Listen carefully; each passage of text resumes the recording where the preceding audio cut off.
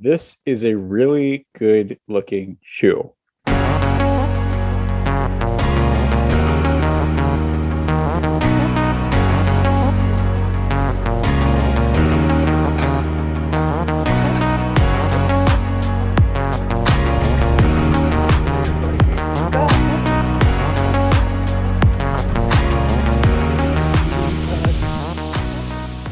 Hey everyone, Matt here from Doctors of Running, and today we're going to do a review of the Asics Fuji Lite 2.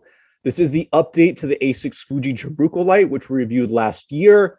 Both of them, and as continued, are lightweight trail shoes that could also be trail racing shoes for those people that can handle just a little bit less. The update changes the look of the upper. It's somewhat similar, but also a little bit different from last year. The sole is totally different. There's more stack height, more flexibility in the forefoot with less aggressive toe spring. Still lighter weight, still gives you really good ground feel. This one is even better in some ways because it works much better as a door to trail shoe, but still has the grip to be able to handle aggressive stuff on trails. Let's go over specs really quickly. So weight-wise, men's size 9, it comes in at 9 ounces. Women's size 8 comes in at 7.9 ounces. My size 10 came in at 9.9 ounces, and all three of those weights obviously are a little bit heavier than last year, but that would make sense because it seems like there's increased stack height here. At least that's how it feels. We never really got specs for the stack height on last year's version, so it definitely feels like there's a little bit more. It's, like I said, it's a trail racing shoe or lightweight trail shoe. People that are used to running in maximalist shoes should take their time transitioning into this. It's got a lower drop. There's a 4 millimeter drop. Again, the stack height's 30 millimeters in the heel, 26 in the forefoot. So kind of normal for like older road trainers, but for a trail shoe now, it's got good ground feel and it runs just close to the ground. A lot of the stuff that's out there on the market. Let's first talk about fit. It fits like a racing flat. The heel and midfoot are comfortably snug. There's a good size heel counter in the rear foot that locks the heel in. For those people that have sensitive heels, you should be careful with this shoe. You're either gonna have to transition or this might be a challenging one for you. Not a ton of cushioning in the back here. I transitioned this fine without any issues. Just be a little cautious. It's solid, but it provides great stability. I had no issues locking this thing in. I didn't have to lace lock it, even using it for workouts. So very secure fit. Overall fit, it fits almost a half size short. Whether that's the true length, I'm not sure because the upper has finally broken in, but the forefoot is narrow. It tapers quite a bit. So that was kind of a big shock when I put them on. I was definitely going, do I need to send these back and get a half size up? I didn't, mostly because I'm stubborn, but I think for most people, I would try these in person first before you make a solid decision in buying, just because the fit is very snug up here. Those people with narrow feet, you are going to love this shoe. It's going to fit really well for you as long as you're okay with the slightly narrow toe box. For people with wider feet, this shoe is going to be a challenge for you. It fits snugger. It's a smaller shoe, if that makes sense. So just be cautious. I spent a lot of time like digging and pushing on this thing and trying to open this up a little bit. I was previously using an alternative lacing technique to open the toe box up. It's broken in now. It's better. It still feels snug and slightly short. So I would consider getting a half size up. The upper material is super durable. I have 30 miles on these and there's no abrasions on here. I've taken it on technical stuff. Yes, I did clean these before doing this review because there's plenty of dirt on them, but uppers handling stuff great. It's a little bit thicker than I would expect for a lighter weight or faster shoe, but this is the trail shoe. So durability has been really good. And we'll talk about the upper being also really durable as well. I'm sorry, the sole being really durable as well. The sole, moving on to the midsole.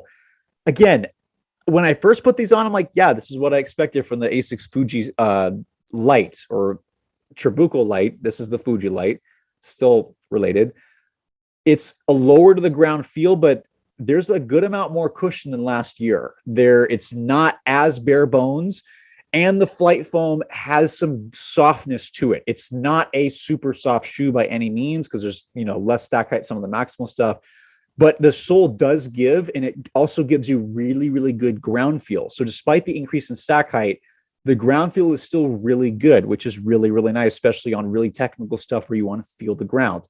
The other really great part about this is that even when you transition onto road, the cushioning becomes a little bit more apparent. And this is actually a great road to trail shoe. The durability is amazing. After like I've used this for 8-mile road runs and not had any trouble with durability. This is my left side. People that watch and read our stuff know that I destroy shoes, especially the left posterior lateral heel. There's like barely anything there at 30 miles. So this thing is doing really, really well, even with road miles. So it handles it great. Like I said, this runs a little bit softer than last year, a lot more protection while still providing good ground feel. It's still a lower riding shoe, so just be aware of that. There's a lot more flexibility than last year. There's some toe spring. It's not nearly as aggressive, so your toes aren't going to be held in extension, but there is a lot of flexibility. So people that want that, it's going to be great. People that don't have a lot of mobility in their toes, this is a shoe you're going to be careful with because you need good flexibility in your toes and your ankles for this. The lower drop, the 4 millimeter drop is evident. I can feel it. And I cautiously transition into this because I've got some higher drop stuff I'm running in right now. I'm doing fine. I'm doing 8 to 10 mile runs in these now, but just take your time to transition because that was very apparent. If you like that, know you're going to feel it and you'll enjoy this ride. If you're not used to that, please be cautious in transitioning in. The ride, again, there is a small heel bevel, so ride is pretty smooth even on road. I think the compression of the flight foam also really helps because it just rolls you forward really smooth, but you're going to need, again, some propulsion from you with the flexibility up there. Use-wise, this is, for me, a faster day shoe on the trails. If I want to pick up the pace, if I'm doing something more technical because I want to like watch my footing, or I just want to run a little quicker, this is a shoe I'd probably choose for shorter, like 5K, 10K trail races. I know people are going to make fun of me, but pretty much every cross country or trail race I've done has actually every single one has been in the Metaspeed Sky recently. Not a good choice for trails. I just keep doing it. I ran a 1630 something on a 5K cross country dirt course the other day in these. I just like it. I don't know why I trust this shoe much, but I do. If it was a more technical race where I can't get away with doing that, this would be the shoe that I would choose because, again, lighter weight at 9 ounces for a trail shoe is really awesome. The grip is really good and the ground feel is really, really good. So it can handle quite a bit.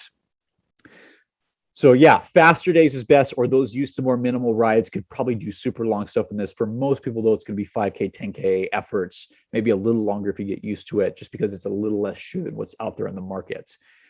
In regards to stability, this is a neutral shoe, but there's some nice things about here that make it a little bit more stable than average. I love the filled in midfoot, that it's not super narrow. This is really, really good. There is some sidewall action here that you can see as it comes up, and that it doesn't go that high because the heel sits down a little bit lower. That's really, really nice. The flexibility really transition you forward. So it's not a stability shoe, but there are some elements that make it a stable neutral shoe. So it should be good for people that, start to fatigue a little bit. But those with true stability needs, this is probably not going to be enough, although you should always be working on your stability and strength from your own body. There is some subtle things here, but it's not enough to make it a true stability shoe, but worked pretty well for me. And I usually need mild stability. So maybe those with mild stability might be able to get away with this. The heel counter also does a great job of locking in the rear foot. So I think that's why I've done also really, really well there. So some other methods there.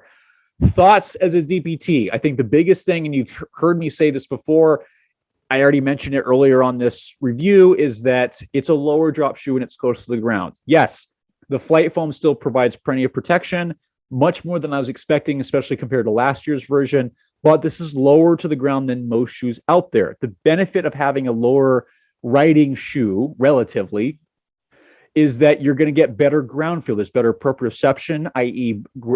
Body awareness, because there's going to be a little bit, your bones and joints are going to take a little bit more of the impact. Not a bad way. That's not necessarily a bad thing. And your muscles are going to kick in a little bit better with a shoe like this because you get more feedback in the ground. Your muscles need to kick in at the appropriate time to protect those joints and bones and ligaments and all that kind of stuff. Or at least that's the way they should go. The thing is, with a less cushioned shoe, you need to be really sure that you can do a lot of things like shock absorb really well, have really good calf strength, have really good ankle mobility, and that you have really good body awareness. If you don't have good body awareness, you're still going to be slamming your legs and feet into the ground because you don't know how hard you're in the ground. So a lower drop shoe like this, it's a great shoe to have in your arsenal. Variety is good. There's just some requirements that I have for people when they ask me, hey, I want to try this lighter shoe or this close to the ground shoe. What do I need to do to make sure this is okay? First thing, obviously, is you need to take time in transition is transitioning into this. Any shoe that's significantly different from what you've been wearing, you should ease your way into it. Don't jump into it, because that is doing things too fast or too soon is how you overtax tissue. And if it doesn't have time to recover, that's potentially where you can get an injury.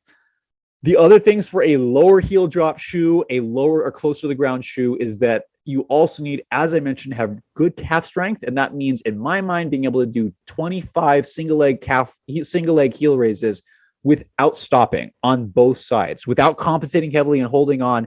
You need to demonstrate really good endurance and function of your calf muscles.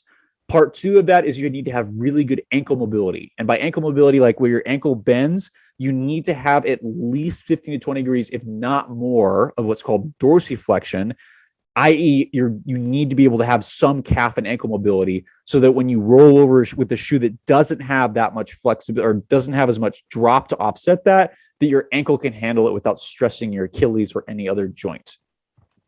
The last thing that people don't think about, again, is body awareness or proprioception.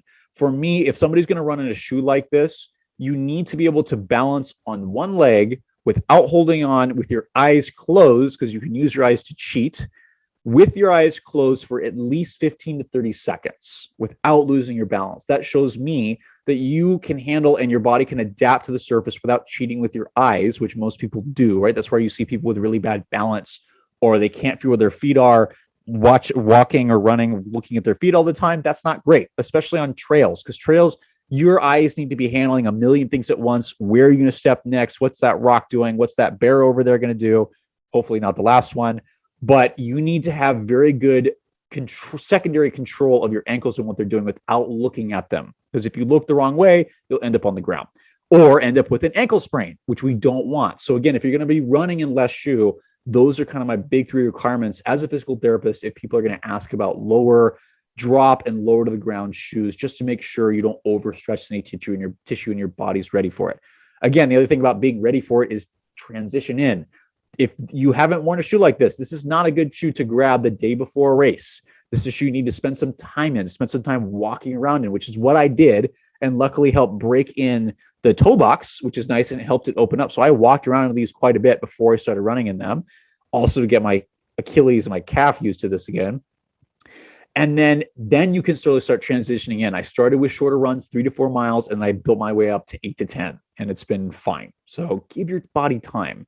Those are my thoughts as a DPT. I think Asics has done a really good job with the shoe. Adding more cushioning is going to make it more accessible to foreign people, because a lot of people aren't used to low riding shoes like this anymore. But I think there should be more of them. It's not that I'm against maximal shoes. It's just that I think variety is good. And so having a variety of shoes is good. We know that tends to help people in terms of changing forces on their muscles and joints. But as anything significant, you got to transition to it slowly. My major recommendations for Asics on this shoe really focus on the upper. I think you guys got to change how snug this is up front. I know it's a more of a trail racing shoe, so that makes sense for shorter distances. But for longer distances, that kind of limits things, because you need to have good toe mobility and the ability to what word am I looking for as I'm trying to get through this? You need to have more width here in the forefoot so you can actually splay your toes. That's the word I'm looking for, because that's an important part of forefoot shock absorption. So people that have narrow feet are going to love this. People that have more normal to wide feet, there might need to be a little bit more room, or at least a little more flexibility. Yes, there's a significant toe guard here that's super protective, but maybe you can create a little bit more room here, or maybe some kind of adjustable system that lets you adjust it depending on your width or depending on swelling. That's pretty much my only recommendation, because everything else is pretty solid. I really like this update. I love the color, partially because its doctors are running racing colors. We got that red singlet, the black shorts. Thank you, David, for the design. We do have another design coming out. I'm really excited. We got to figure out who we're going to get it from, but it's coming. But yeah, that's the review of the Asics Fuji Lite 2. It's a great lighter weight trail shoe with good ground feel. I've really enjoyed hitting some technical trails in this, and I feel comfortable. The traction is really good on both road and trail. There's enough cushioning to be used as a lighter shoe on road, which again, I've used this up to 8 miles on road, and the durability is fine. I've used this on a variety of trail stuff, and it's been totally fine. The only thing I haven't tested it on is wet mud, and that's because I live in Southern California. It hasn't rained recently, so I'll have to hopefully that'll happen recently, and I'll get some miles on that and let you know how that performs there. But everything else is pretty solid. Great road to trail shoe, great minimal trail shoe, great trail racing shoe. So that's the review of the Asics Fuji Lite 2. Look for a written review that I'll also have coming up, and I'm excited to see Asics. They got some more trail options. I haven't tried the Fuji Trabuco Max, but it's definitely got my interest, and I think there's some good potential here. And maybe I might have to stop using the Asics Metaspeed Sky for all the trail races. We'll see though. I like that shoe. So thank you for watching as always. Stick around. We got some super cool stuff coming up. We have some great people coming onto our podcast, including one of our guest reviewers. We're going to have a great debate about maximalism and minimalism here in the next couple of weeks. We have some cool shoes coming in that we're excited to share with you. Got some new concepts coming out. As always, check out our social media page. Bach is amazing and is having some great content that he's putting out every week, sharing some of the stuff we talk about. We've got some great people coming on board. And always, right, just thank you guys so much for following us. We appreciate all the love. Comments, leave them below. Let us know what you like, don't like. We're doing our best to get shoes that people are interested in. We have a lot of stuff that's coming through the pipeline. So sometimes we're a little bit limited or having to focus on the shoes that are sent to us. But we always like hearing what you guys want, what you guys like, what you guys don't like. So comment below, let us know. And as always, again, thank you for watching. Stick around. We'll have some cool stuff coming. Get out there on the trail, the road, stay healthy, and we'll see you soon.